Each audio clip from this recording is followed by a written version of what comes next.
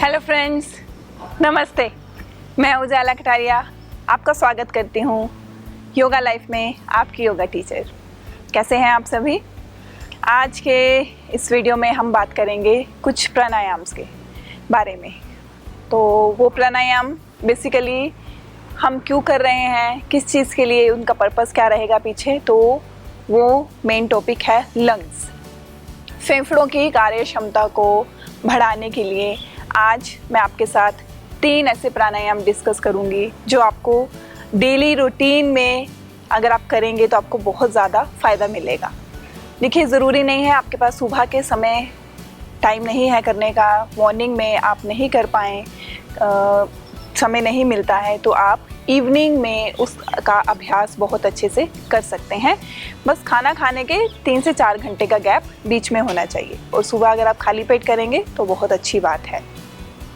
तो लंग्स की कैपेसिटी बढ़ाने के लिए इन 3 प्राणायाम का आज जो डिस्कस किया जाएगा वो धीरे धीरे हम बताएंगे, और किसको कौन सा प्राणायाम किस स्पीड से करना है और किसको थोड़ा सा अवॉइड करना है वो भी मैं आपको बताऊंगी।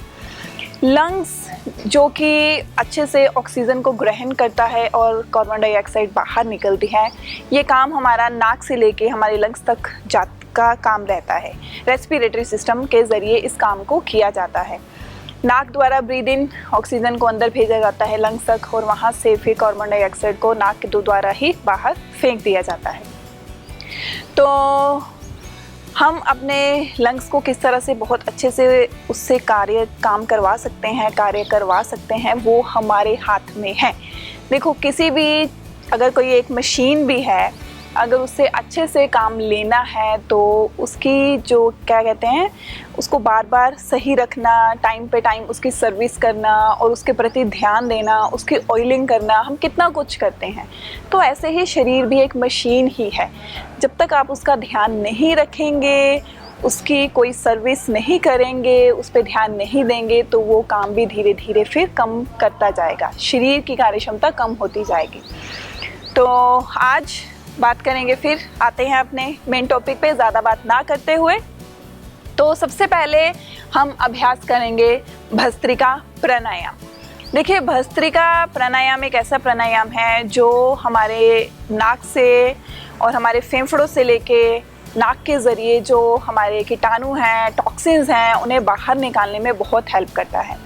नोज़ की क्लींजिंग बहुत अच्छे से हो जाती है।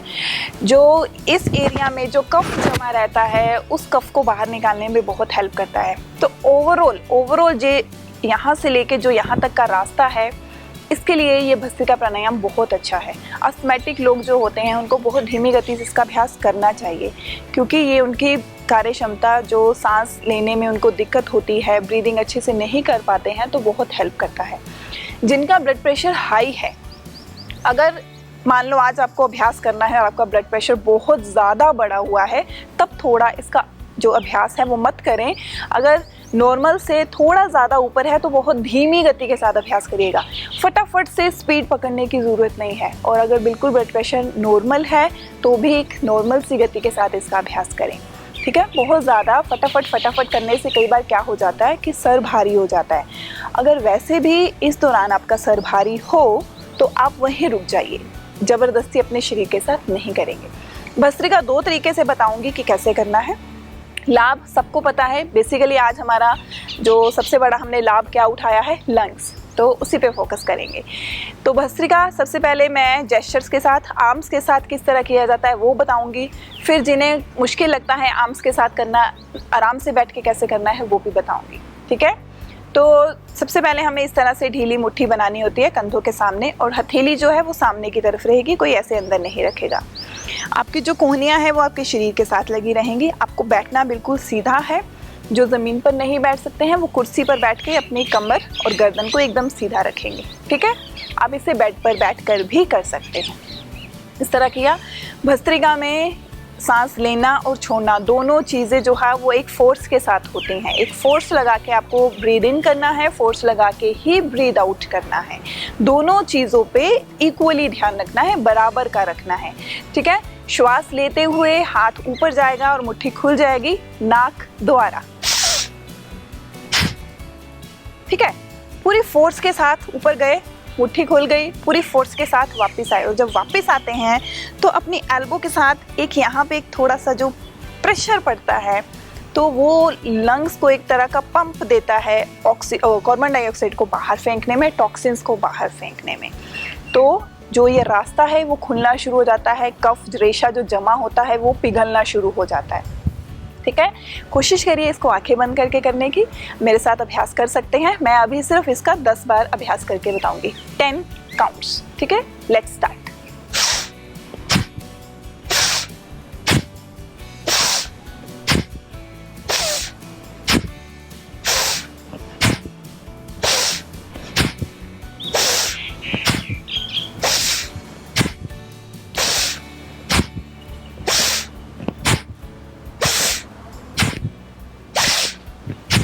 और फिर धीमी गति से रुक जाएंगे, हथेलियां घुटनों के ऊपर, यहाँ पर रहते हुए आंखें बंद रखते हुए जितना हो सके गहरा लंबा श्वास लीजिए, गहरा लंबा श्वास छोड़िए, गहरा लंबा श्वास लीजिए, धीमी गति से छोड़िए। इस तरह से डिपेंड करता है आपके पास कितना समय है। मैंने जैसे 10 बार किया, आप इसका अभ्यास 20 बार भी एक राउंड में 20 बार कर सकते हैं। फिर उसके बाद दूसरा राउंड भी कर सकते हैं। इस तरह आप 3 राउंड कर सकते हैं, 10-10 के 3 राउंड या 20-20 के 3 राउंड। आपके ऊपर डिपेंड करता है आपको 10 करने हैं या 20 करने हैं। ठीक है, उसके बाद धीरे से हम रुकेंगे।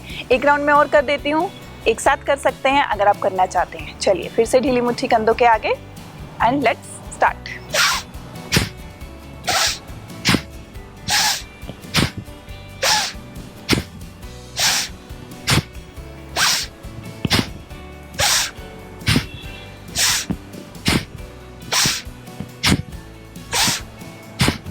And relax again. Deep breathing.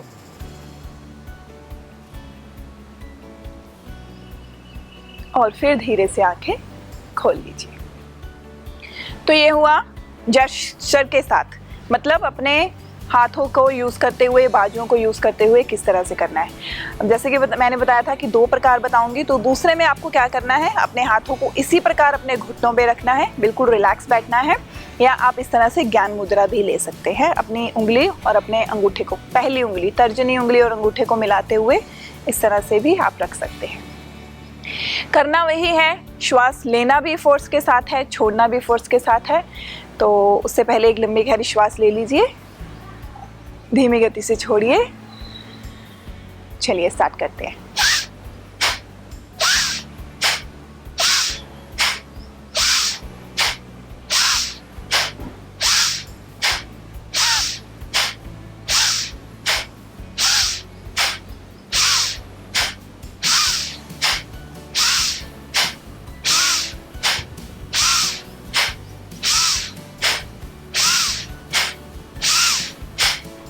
इस प्रकार से बिना हाथों को यूज़ किए बाकी सब चीज़ सेम थी, वही चीज़ था, फोर्स के साथ इनहेल, फोर्स के साथ एक्सहेल। जब भी किसी भी प्राणायाम का अभ्यास करें, बार बार बोल रही हूँ कि आंखें बंद करके करें और आपका पूरा ध्यान आपकी श्वासों के ऊपर ही होना चाहिए। इस तरह चाहे वो वेरिएशन करो या ये वेरिएशन करो, कोई एक करनी है और 3 राउंड करने हैं, 10-10 के या 20-20 के। तो ये था हमारा पहला प्राणायाम। अब अच्छे से जो नाक के अंदर जो मल जमा हुआ था वो बाहर निकल जाएगा, थोड़ा सा क्लीन हो जाएगा। तो जो अब हम डीप ब्रीदिंग करेंगे तो उसमें बहुत ज़्यादा हेल्प मिलेगी हमें। ठीक है, और इसके बाद हम करेंगे अनुलोम विलोम प्राणायाम, ऑल्टरनेटिव ब्रीदिंग। ऑल्टरनेट मतलब कि दोनों नासिका छिद्र को यूज़ करते हुए हमें श्वास लेना है और छोड़ना है। तो जो आपका बायां हाथ है उसको ज्ञान मुद्रा में रखिएगा, दायां हाथ यूज़ करेंगे। या तो पहली 2 उंगली भूमध्य में रख दीजिए या पहली 2 उंगली को आप इस तरह से फोल्ड भी कर सकते हैं और अपनी अनामिका और अपने अंगूठे को यूज़ कर सकते हैं, ये आपकी इच्छा है। तो इस तरह करते हुए आपको जिधर से भी पहले शुरू करना है। वैसे बोला जाता है कि गर्मी के मौसम में हमें बेसिकली राइट साइड से शुरू करना चाहिए, क्योंकि ये दोनों ठंडा और गर्म जो बॉडी में हीट और कूलनेस जो होती है दोनों को बराबर रखता है, उनको बैलेंस रखता है जो अनुलोम विलोम प्राणायाम है। तो जो लेफ्ट नोस्ट्रल होता है वो हमारे शरीर में ठंडक लेके जाता है और जो राइट होता है वो हीट प्रोड्यूस करता है। तो हम अभी लेफ्ट से शुरू करते हैं। तो थंब के साथ राइट नोस्ट्रल बंद करेंगे, इनहेल विद द लेफ्ट, और फिर लेफ्ट को बंद करते हुए exhale with the right. Inhale with the right, exhale with the left. बाईं तरफ से श्वास लीजिए, दाईं तरफ से छोड़िए।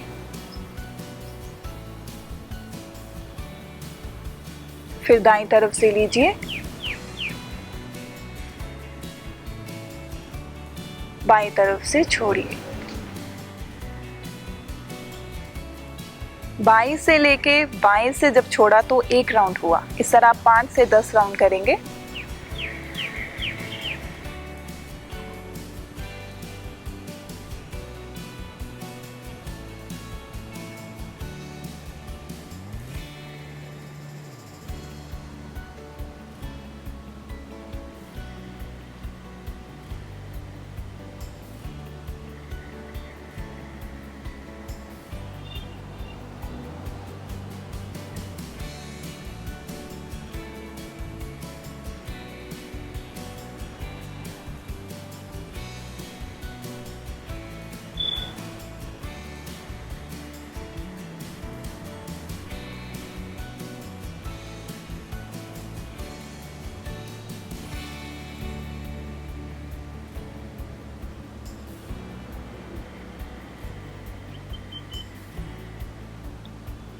फिर धीरे से रुक जाएंगे।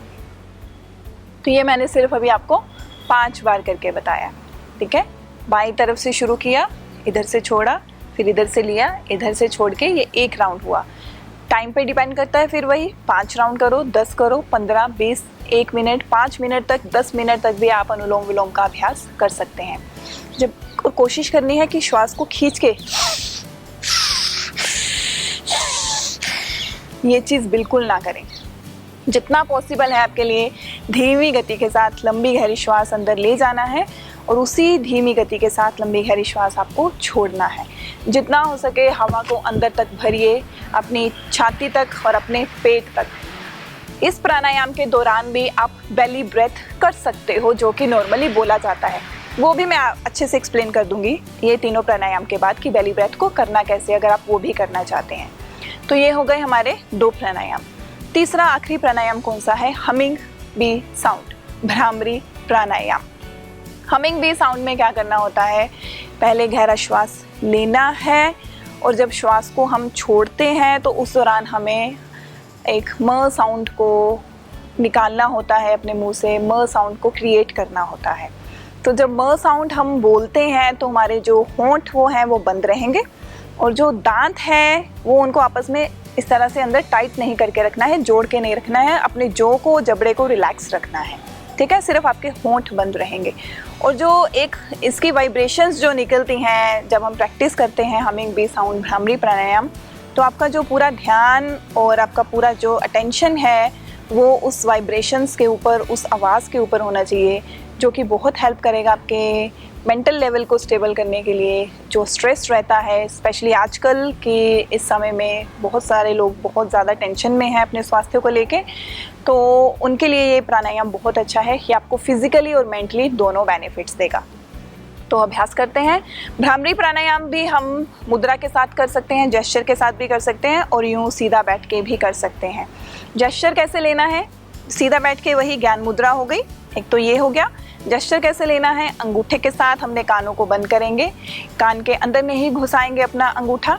कान के बाहर एक छोटा सा कार्टिलेज है, ये स्किन का जो छोटा सा बना होता है, इस पे अंगूठा रखते हुए हम इसको प्रेस करेंगे, दबा देंगे ताकि बाहर की आवाज़ हमें कोई सुनाई ना दे और हम सिर्फ अपनी जो हम एक गूंज उत्पन्न करेंगे उसके ऊपर हमारा ध्यान लग सके। और फिर पहली 2 उंगली के साथ हम अपनी आँखों पे इस तरह बहुत ज़ोर से नहीं प्रेशर देना है, सॉफ्टली रखना है। तीसरी उंगली हमारी बिल्कुल जो अनामिका उंगली है वो नाक के साथ यूँ इस तरह रहेगी और चौथी उंगली हमारी ठोड़ी के ऊपर चली जाएगी। तो इस मुद्रा का नाम है षण्मुखी मुद्रा, षण्मुखी मुद्रा। तो अभी हम 5 बार इसका लगातार अभ्यास करेंगे। पहले श्वास लेनी है, फिर छोड़ते हुए और जितना लंबा श्वास आप छोड़ेंगे उतनी लंबी गूंज ये होती चली जाएगी। चलिए षणमुखी मुद्रा लेते हैं, कमर गर्दन सीधी और हल्की सी मुस्कान। लंबा गहरा श्वास लीजिए।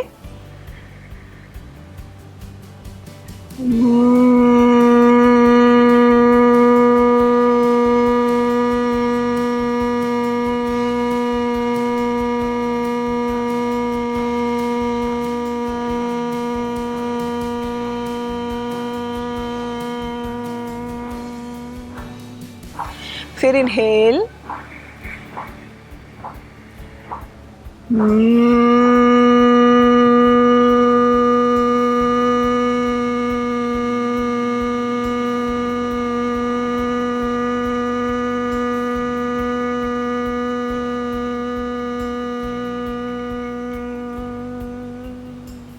इनहेल,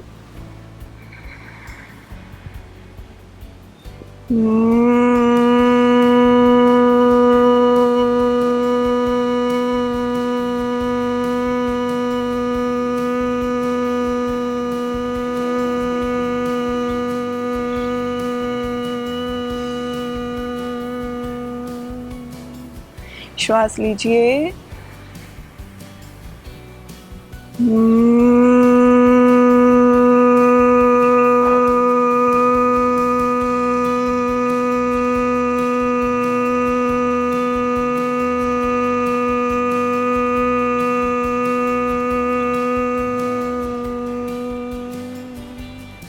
श्वास लीजिए।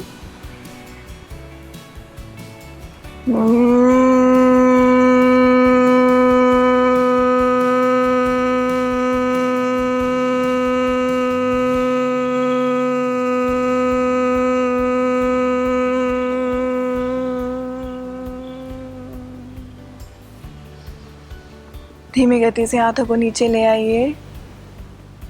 एक चीज़ यहाँ कहना चाहूँगी, भ्रामरी के अभ्यास के बाद कोशिश करें आपकी आंखें थोड़ी देर ज़रूर बंद रहें।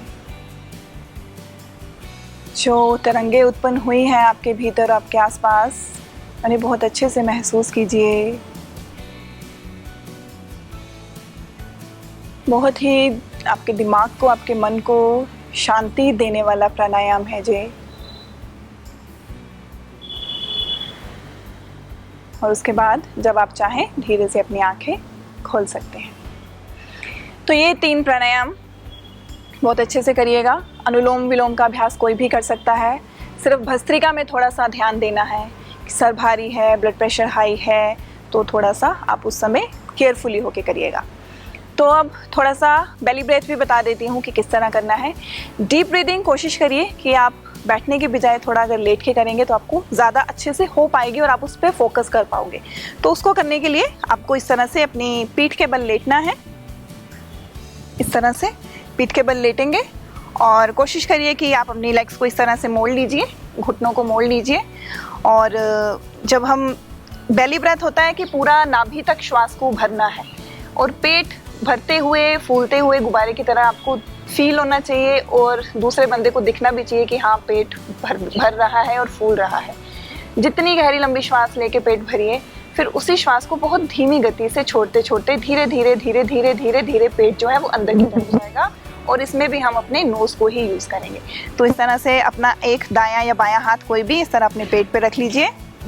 तो अब यहाँ से आप देखिएगा, इनहेल करते हुए पेट ऊपर की तरफ आएगा।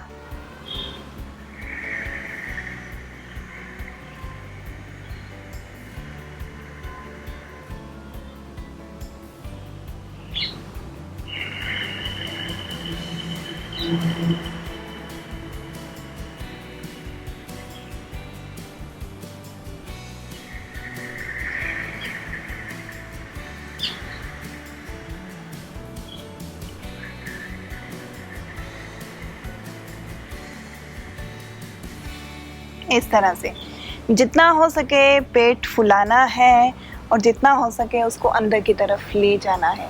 बहुत अच्छे से इसको महसूस करें और पूरा ध्यान अपनी सांसों के ऊपर ही रखना है। और फिर धीरे से करवट लेते हुए उठकर बैठेंगे। तो ये था बेली ब्रेथ।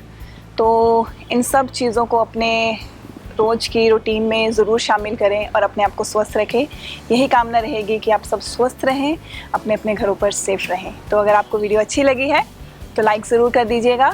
अगर आपको लगता है कि किसी को इस वीडियो का ज़रूरत है, आपके परिवार में, आपके दोस्तों को, तो आगे ज़रूर शेयर कर दीजिए। चैनल को पहली बार देख रहे हैं तो सब्सक्राइब कर दीजिए और वीडियोस की जानकारी लेने के लिए, नोटिफिकेशंस लेने के लिए बेल आइकन है वो ज़रूर प्रेस करिएगा ताकि आपको नई वीडियो का नोटिफिकेशन मिलता रहे। योगा लाइफ आप यूट्यूब के साथ साथ फेसबुक, इंस्टाग्राम पर भी देख सकते हैं। इसी तरह मेरे चैनल के साथ बने रहिए। आप सबका बहुत बहुत धन्यवाद।